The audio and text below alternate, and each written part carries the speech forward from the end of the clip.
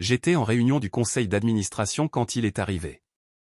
J'ai jeté un coup d'œil à mon téléphone, j'ai souri légèrement et j'ai de nouveau porté mon attention sur la présentation du directeur financier concernant notre dernière acquisition. J'ai répondu par message texte pendant la pause, félicitations. Je serai là. Sa réponse est arrivée 1 heure plus tard. En fait, Chloé, nous devons parler de la liste des invités. Je l'ai appelé depuis mon bureau, le bureau d'angle au 42e étage de la Tour Cristal, surplombant le quartier d'affaires de la Défense. Félicitations pour les fiançailles, Camille. Quand est-ce qu'Antoine a fait sa demande? Le week-end dernier. Très romantique, évidemment. Elle semblait distraite. Écoute, à propos de samedi. Antoine et moi avons discuté longuement de la liste des invités. Cette fête est vraiment importante pour son réseautage professionnel. D'accord, ai-je dit. Donc, nous nous limitons aux professionnels qui réussissent, des personnes qui peuvent aider la trajectoire d'Antoine. Il est le président-directeur général d'Inotech Solutions, la société de logiciels. Très impressionnant. Nous invitons les membres de son conseil d'administration, ses partenaires en capital risque et les chefs de file de l'industrie. Cela ressemble à une excellente opportunité. Exactement. C'est pourquoi.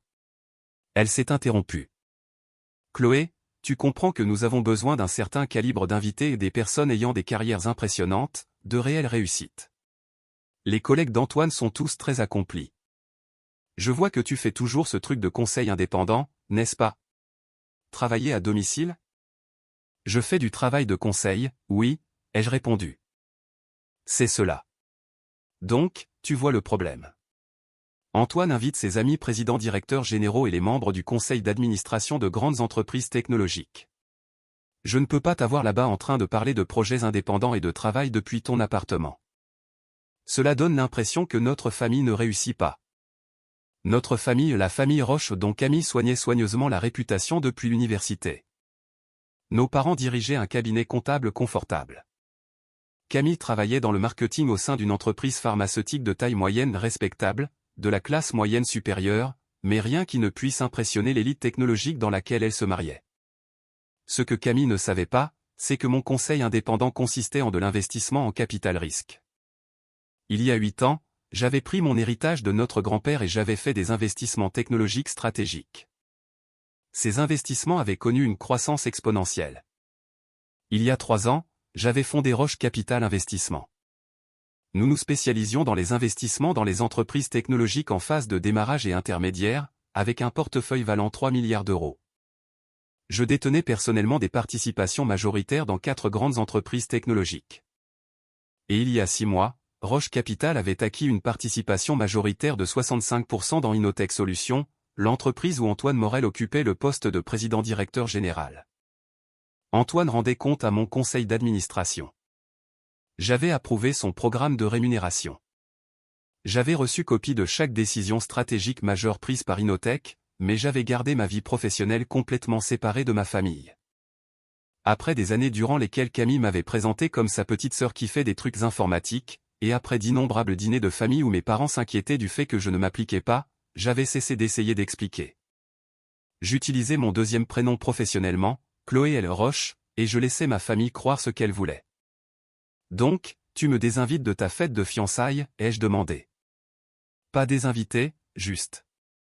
Peut-être qu'il vaut mieux que tu sautes celle-ci.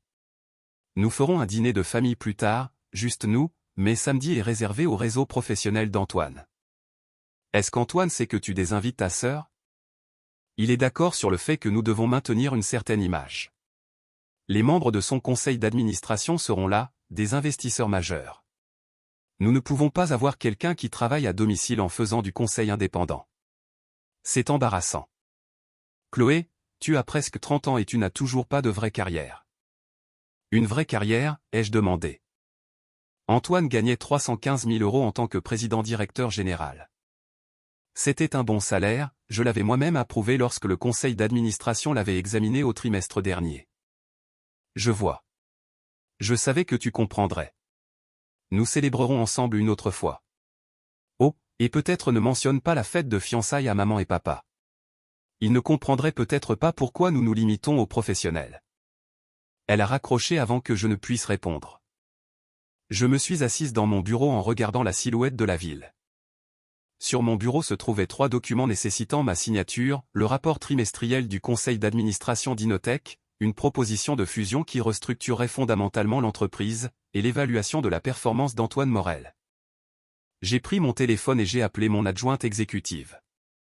Sophie, qu'y a-t-il à mon calendrier pour samedi soir? Vous devez assister à la réception du conseil d'administration d'Inotech. Présence obligatoire pour tous les membres du conseil et les actionnaires principaux. À quelle heure? 19 h au domaine de Bellefontaine. C'est une double célébration, la fête de fiançailles d'Antoine Morel et la réunion trimestrielle du conseil d'administration. Bien sûr. Antoine avait programmé sa fête de fiançailles au même endroit et à la même heure que la réception obligatoire du conseil d'administration. Confirmez ma présence. Et Sophie, assurez-vous que mon marque-place m'identifie comme l'actionnaire principal et la présidente du conseil d'administration. Ce sera fait, mademoiselle Roche. J'ai regardé les documents de fusion sur mon bureau. La proposition consoliderait Inotech avec 2 autres sociétés du portefeuille de Roche Capital, créant une entité plus grande avec une nouvelle structure de direction. Le rôle d'Antoine en tant que président-directeur général serait supprimé. On lui proposerait un poste de vice-président dans la société fusionnée ou une indemnité de départ généreuse.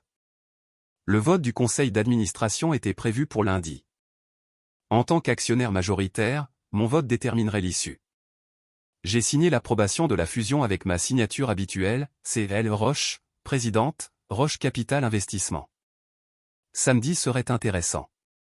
Le domaine de Bellefontaine était élégant, un manoir historique converti en lieu d'événement. Je suis arrivé à 19 h 15, délibérément assez tard pour que la plupart des invités soient déjà là. Le valet a pris ma voiture, une Tesla Model S. Je portais une robe de cocktail Armani noire avec des bijoux minimaux professionnels mais pas tape à accent grave l'œil. À l'intérieur, la fête battait son plein. La grande salle de bal avait été décorée avec l'élégance d'une fête de fiançailles, arrangements floraux, fontaines de champagne et un quatuor à cordes. Mais j'ai reconnu les touches corporatives, la marque Inotech subtilement incorporée dans le décor, et les cadres de l'entreprise regroupés en groupes de conversation. J'ai repéré Camille immédiatement. Elle portait une robe blanche, sa bague de fiançailles bien en vue alors qu'elle tenait salon avec un groupe de femmes. Antoine se tenait à proximité avec plusieurs hommes en costume, le directeur financier d'Inotech, le vice-président de l'ingénierie et 2 membres du conseil d'administration qui détenaient des participations minoritaires. Mes parents se tenaient maladroitement près du bar, visiblement hors de leur élément. Papa portait son meilleur costume. Maman ne cessait de lisser sa robe, l'air incertain. Camille les a repérés et s'est approchée, son sourire crispé. « Maman, papa, vous devriez vous mélanger aux autres. Les collègues d'Antoine sont tous si intéressants. Nous ne connaissons vraiment personne ici, ma chérie, a dit maman. Soyez simplement sociable. Parlez du cabinet. Faites bonne impression. Camille a regardé autour d'elle nerveusement. Je suis passé devant eux en direction du bar, en gardant la tête basse. J'ai commandé du vin et je me suis positionné là où je pouvais observer. C'est Chloé. La voix de maman était excitée, elle m'avait repéré. Camille s'est retournée, son visage passant de la confusion à l'horreur.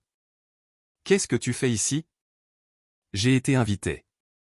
Je t'ai spécifiquement dit de ne pas venir. C'est pour le réseau professionnel d'Antoine. Je sais, ai-je dit. Je fais partie de ce réseau.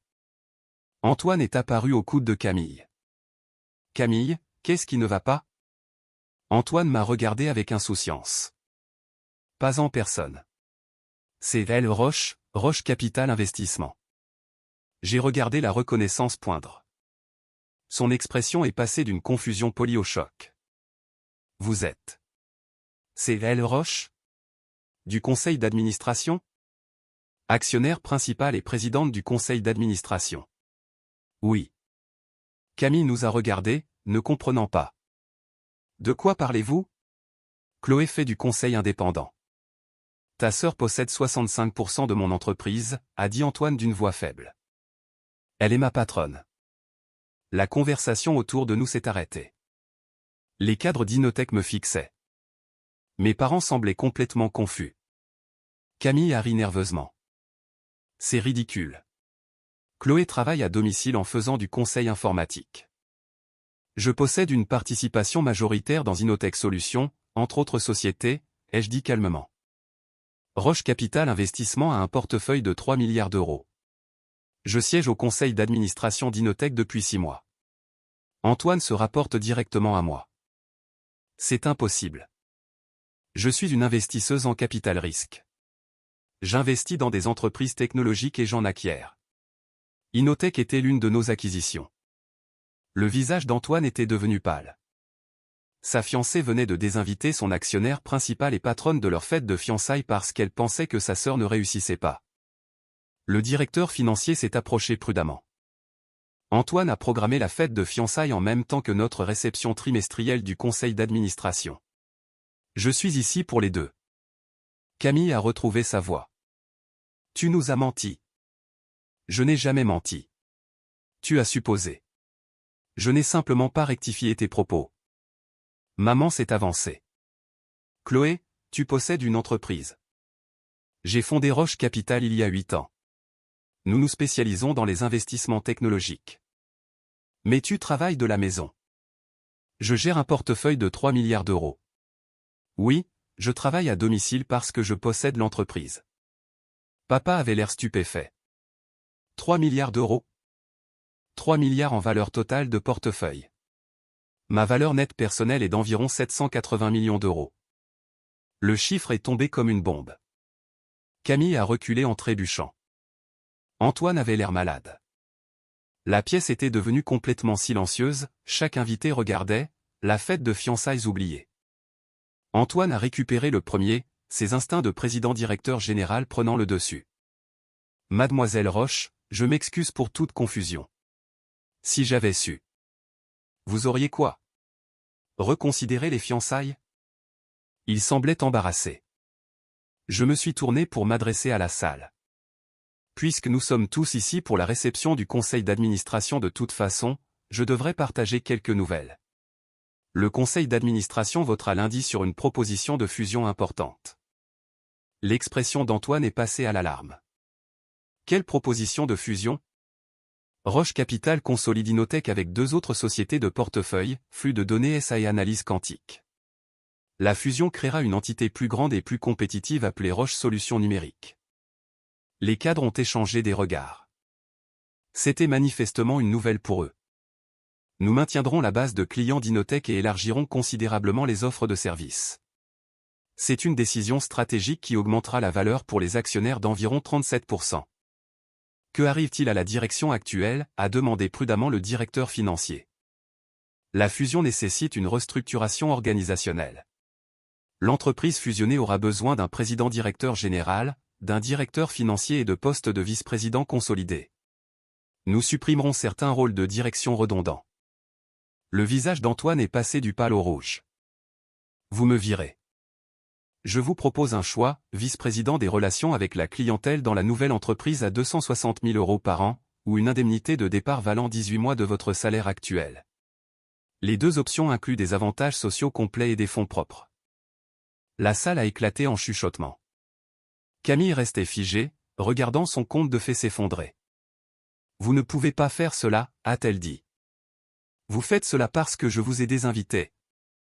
Je fais cela parce que c'est la bonne décision commerciale. La proposition de fusion est en développement depuis 4 mois bien avant vos fiançailles. Le vote du conseil d'administration est une formalité, je contrôle suffisamment d'actions pour l'approuver quoi qu'il en soit. J'ai regardé Antoine.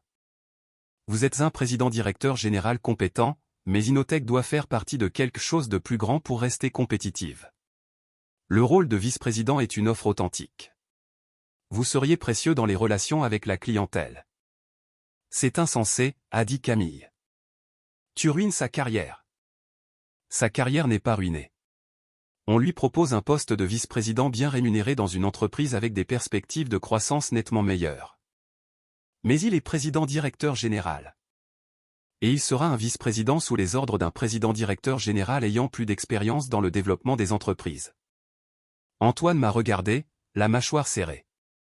Ai-je le temps de réfléchir? Jusqu'à la réunion du conseil d'administration de lundi. 9 heures du matin. Il a hoché la tête avec raideur. Je me suis tourné vers les invités. Le reste de la soirée est encore une célébration de fiançailles. Félicitations à Antoine et Camille. Je me suis dirigé vers la sortie. Derrière moi, le chaos a éclaté, les cadres entourant Antoine de questions, la voix de Camille montant de panique et mes parents m'appelant. J'ai continué à marcher. Ma mère m'a rattrapé sur le parking. Chloé, attends. S'il te plaît. Je me suis arrêté et je me suis retourné. Pourquoi ne nous as-tu rien dit? Ses yeux étaient pleins de larmes. Pendant toutes ces années, nous pensions que tu avais des difficultés. Nous nous inquiétions pour toi constamment. Vous n'avez jamais demandé ce que je faisais réellement. Vous avez supposé que j'échouais et vous m'avez traité en conséquence. Mais 3 milliards d'euros.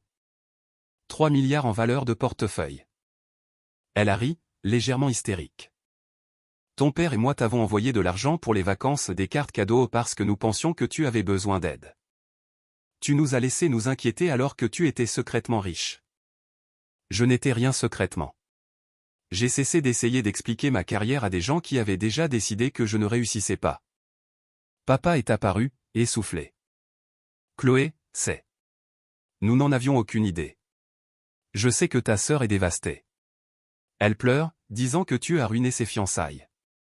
Je n'ai rien ruiné. J'ai pris une décision commerciale qui affecte par hasard son fiancé. La fusion était prévue il y a des mois. Camille a franchi les portes, le maquillage coulant. Espèce de vindicative. Tu me punis. Je fais cela pour augmenter la valeur pour les actionnaires et positionner 3 entreprises pour une meilleure compétitivité sur le marché. Tu rétrogrades Antoine parce que j'ai blessé tes sentiments. Antoine se voit proposer un rôle approprié à son niveau d'expérience dans une entreprise 3 fois plus grande qu'Inotech. Il est président-directeur général. Il était le président-directeur général d'une entreprise de taille moyenne qui luttait avant l'investissement de Roche Capital. Maintenant, il peut être vice-président dans une entreprise ayant un réel potentiel de croissance, ou prendre ses indemnités et trouver un autre poste de président-directeur général. C'est son choix. Elle m'a giflé. Le son a résonné sur le parking. Il ne n'est pas réagi. Tu te sens mieux, ai-je demandé. Tu as toujours été jalouse de moi. Camille, je vaux 780 millions d'euros. Je possède des parts dans 17 entreprises. Qu'est-ce que tu as exactement que je pourrais vouloir? La question l'a stoppé net. J'ai construit cette carrière pendant que tu disais aux gens que je faisais des petits boulots indépendants, alors que tu avais honte de m'avoir lors de tes fêtes. Tu étais tellement occupé à avoir honte de moi que tu n'as jamais demandé une seule fois ce que je faisais réellement. Maman a touché le bras de Camille. Ma chérie, peut-être. Camille s'est dégagée brusquement. Vous prenez tous son parti. Elle lui a offert un autre emploi, a dit papa doucement. Ce n'est pas de la destruction. À un salaire inférieur, dans une entreprise plus stable avec de meilleures perspectives, ai-je corrigé. Mais il ne s'agit pas de toi, Camille. Il s'agit d'affaires.